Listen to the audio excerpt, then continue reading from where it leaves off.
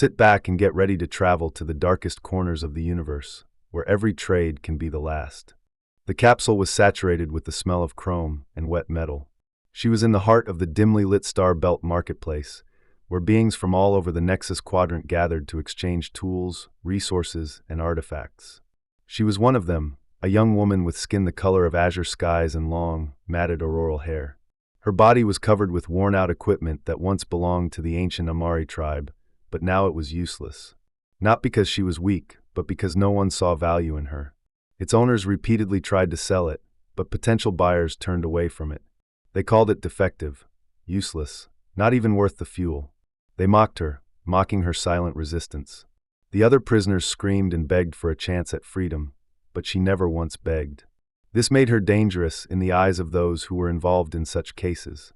They didn't need a prisoner who didn't break down. Then one day a stranger arrived.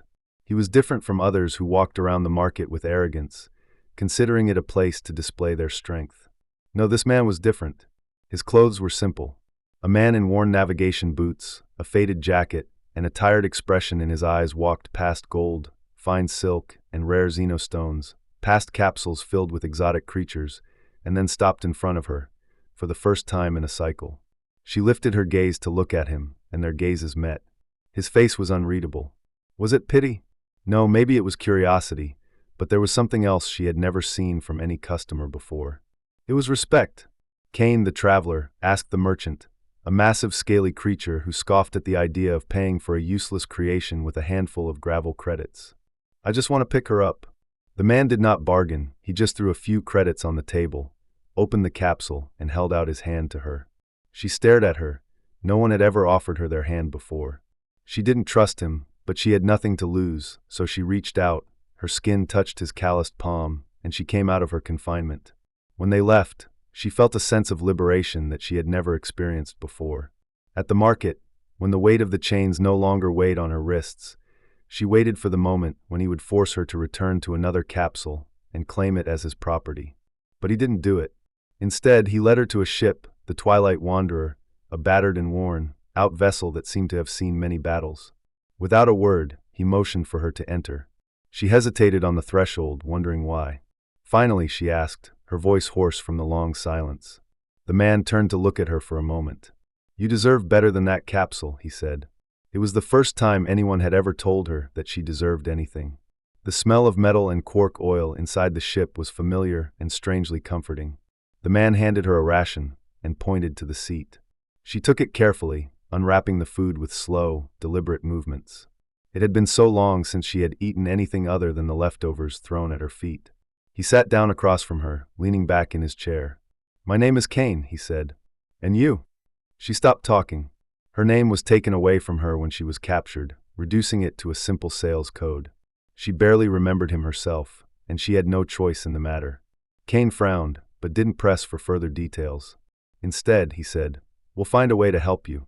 A quiet moment came between them, not a silence born of fear, but a silence born of two souls trying to see the way ahead. After a moment, she asked, "Where are we going?" Cain replied, "To a safe place where you can decide your future." She didn't understand what that meant, as she had never been given a choice before. However, as the ship began to move and the stars of the Lyra galaxy spread out before them, she experienced something new for the first time in a long time: hope. And it filled her with fear. The sound of the ship's engines reverberated in the small cabin, a rhythmic, almost soothing sound. She sat across from Cain, watching him in silence. He was different from the others. He didn't command her, didn't treat her like a servant, like something that belonged to him, and that bothered her more than captivity ever bothered her. Cain, her savior, finally spoke, leaning back in his chair and crossing his arms. She tensed, because words were always dangerous, and talking had brought her punishment before. But this time, there was no laser whip, no cruel laughter mocking her. Instead, there was a man watching her with a calm patience that she couldn't understand. "What do you want from me?" she asked, her voice barely audible. Cain exhaled slowly, shaking his head. "Nothing," he replied. She frowned. "It's impossible. Everyone needs something." "You bought me," she pointed out, narrowing her eyes. "People don't just buy things." Cain's lips tightened into a thin line. "You weren't the thing in that capsule. You were a prisoner. I got you out, that's all." She had spent her entire life waiting for a trick to reveal the cruel irony of fate. But nothing happened. He didn't demand obedience. He did not dictate her actions or words. He treated her like a person, and that scared her. What now? She wondered, because for some reason the unknown was scarier than captivity. Now we have to decide what to do, Kane said simply. Have you ever been anywhere other than that capsule? She shook her head. The universe was vast, filled with wonders and horrors. She only heard the whispers of freedom. Being able to choose where to go and what to do was a new experience. She wasn't ready for this. Kane must have sensed her hesitation, because he stood up and stretched. In a few decicycles, we will stop at the outpost station. You can leave if you want, or you can stay. Freedom. This concept was meaningless to her. She was always defined by what others wanted from her, a prisoner, a tool. If she wasn't any of those things, then who was she? She stared out the porthole as the stars raced by, endless and out of reach. Her fingers curled into fists as a fierce battle raged inside her. Inside, she could disappear into the void and start all over again. But who would she start over with? A nameless entity with no past or future. Or could she stay and trust him? It was the first time she had wanted to do this, and it was dangerous, almost as dangerous as the imprisonment itself. Kane didn't press for answers, letting the silence hang between them, waiting. This time, she wasn't afraid of it. She had time to decide who she wanted to become, and it was both exciting and scary. The Nova Transit Space Station loomed in the distance, a metallic colossus, a drifting presence in the cold void, its lights twinkling like distant stars.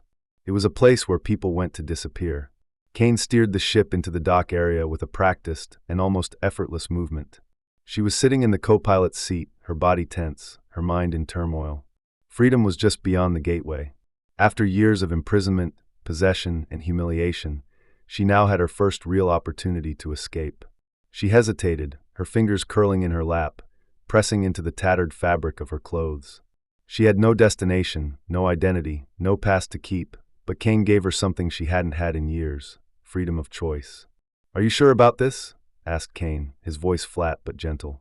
He didn't look at her, keeping his eyes on the controls, as if giving her the opportunity to decide for herself. She swallowed, glancing at the station beyond the porthole. The docking bay was full of figures of all shapes and sizes: mercenaries, merchants, wanderers.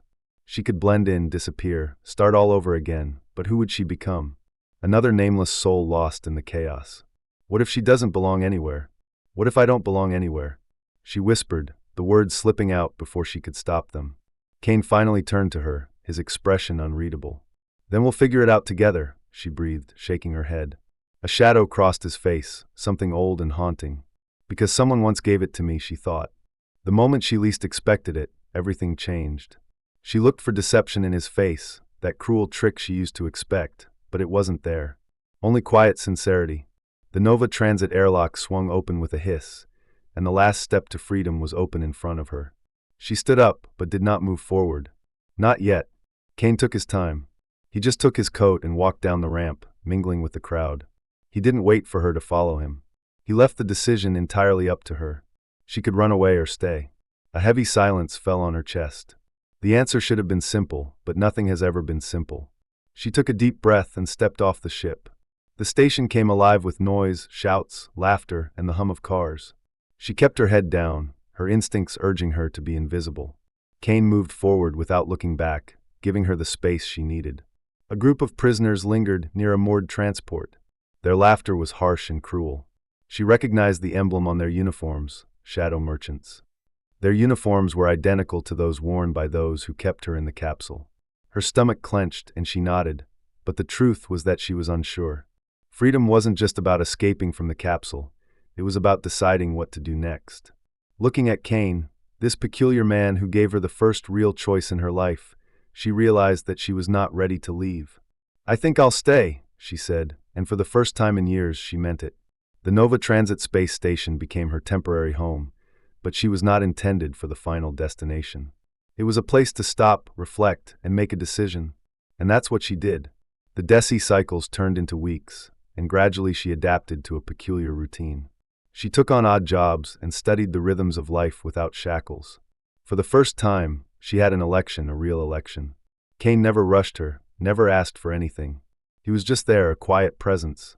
When she needed it, She had a reliable source of help. She spent a significant part of her life waiting for the next failure, the next act of deception. Trusting someone seemed impossible, but Cain remained steadfast. He did not make empty promises or false oaths. He just gave her the freedom to be whatever she wanted. And then one day, she discovered that she knew exactly who she wanted to be. It was about creating a path, deciding who you want to be, and not letting the past dictate your future.